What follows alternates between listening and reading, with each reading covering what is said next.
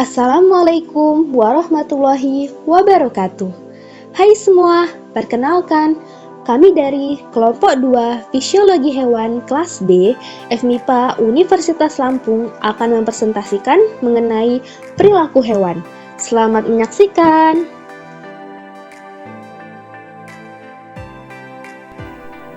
Apa yang dimaksud dengan perilaku hewan?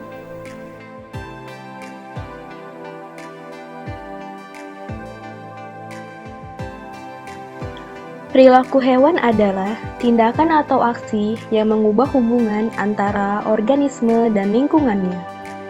Hal itu merupakan kegiatan yang diarahkan dari luar dan tidak mencangkup banyak perubahan di dalam tubuh, yang secara tetap terjadi pada makhluk hidup.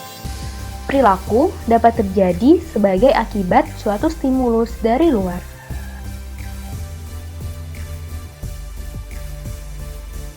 Reseptor diperlukan untuk mendeteksi stimulus itu. Saraf diperlukan untuk mengkoordinasikan respons.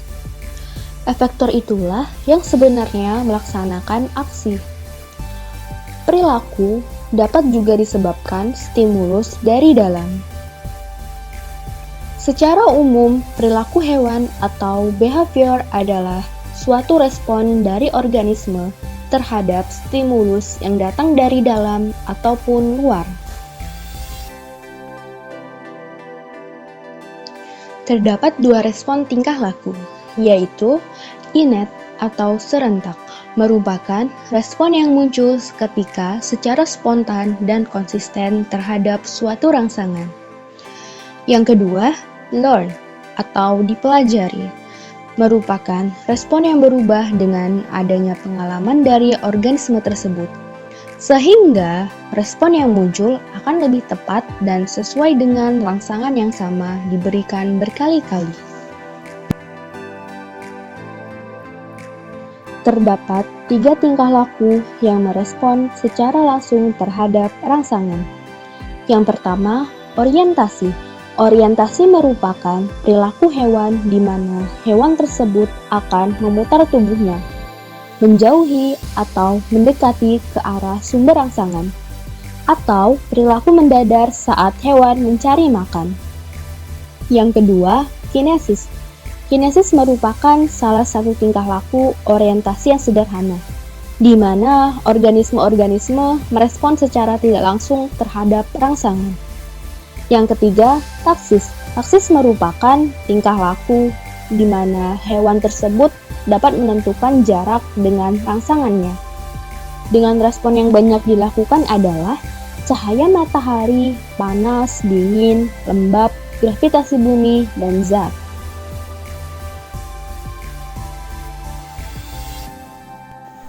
Lalu, apa saja contoh respon secara langsung terhadap rangsangan? Berikut adalah contoh respon secara langsung terhadap rangsangan. Yang pertama, orientasi. Contohnya pada lebah madu. Orientasi lebah madu terhadap matahari. Pintu dari sarang lebah madu berada di arah timur. Hal ini sebagai penanda jika matahari telah terbit, lalu lebah pekerja akan siap mengumpulkan makanannya. Yang kedua, kinesis. Contohnya, pada serangga yang berada di lingkungan kering menuju ke lingkungan yang lebih lembab. Yang ketiga, taksis. Contohnya, pada rayap. Rayap betina dan jantan yang sudah dewasa ini kemudian mencari sumber cahaya pada malam hari, seperti lampu atau sumber cahaya lain. Tujuannya untuk menghangatkan tubuh dan menghindari suhu lembab dari tanah tadi. Alasan lain yang tak kalah penting yaitu untuk mencari pasangan.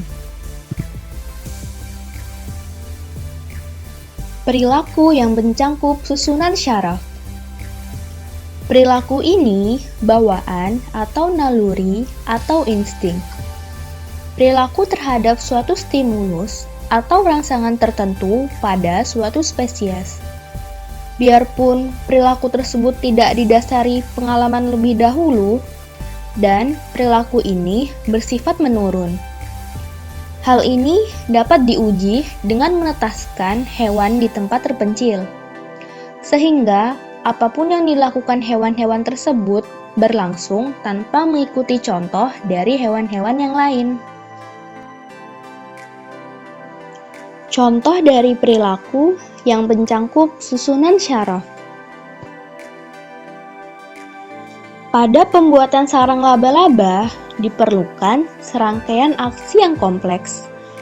Tetapi, bentuk akhir sarang seluruhnya bergantung pada nalurinya. Dan bentuk sarang ini adalah khas untuk setiap spesies, walaupun sebelumnya tidak pernah dihadapkan pada pola khusus tersebut.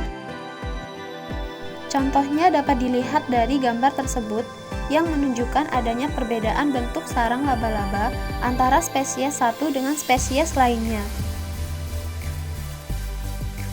Perilaku yang diperoleh dengan belajar.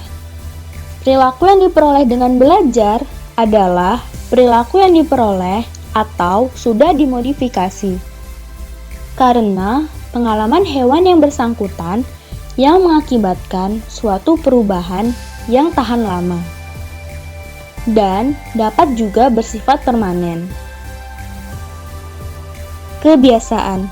Hampir semua hewan mampu belajar untuk tidak bereaksi terhadap stimulus berulang yang telah dibuktikan tidak merugikan.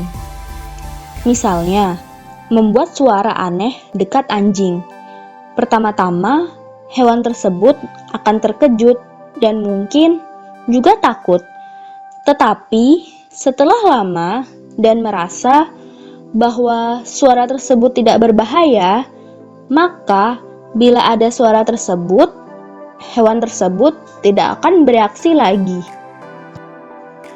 Refleks bersyarat. Pavlov atau seorang ahli fisiologi mempelajari sistem syaraf hewan menyusui, yaitu mempelajari refleks yang menyebabkan anjing memproduksi air liur, dan menemukan bahwa melihat atau mencium bau daging saja sudah menyebabkan anjing mengeluarkan air liur. Pavlov mencoba rangsangan lain yang dapat menghasilkan tanggapan mengeluarkan air liur, yaitu dengan bunyi bel.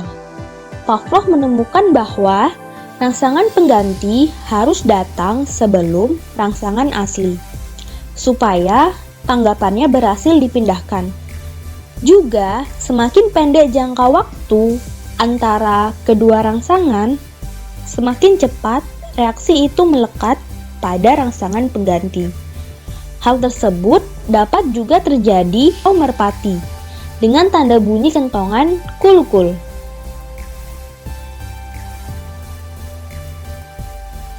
Sekian presentasi dari kami.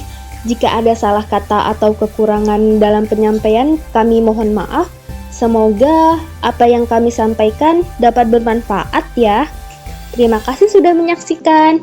Wassalamualaikum warahmatullahi wabarakatuh.